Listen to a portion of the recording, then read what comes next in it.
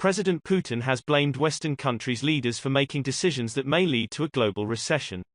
According to President Putin, step by step, they make one decision after another. They make decisions that push the global economy into a crisis, into a recession. They break up chains of logistics and supply, they increase inflation and inequality. They decrease the well-being of millions of people, especially in the poorest countries. And I am just sad about that.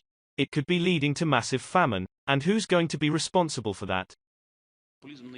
That's a populism inward.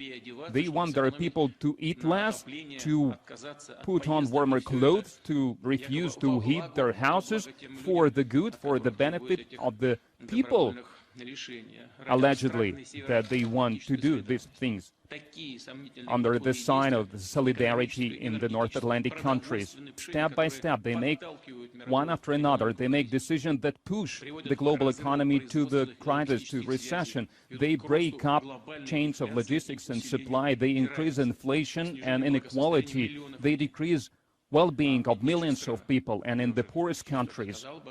And I have just said about that, it could be leading to massive famine.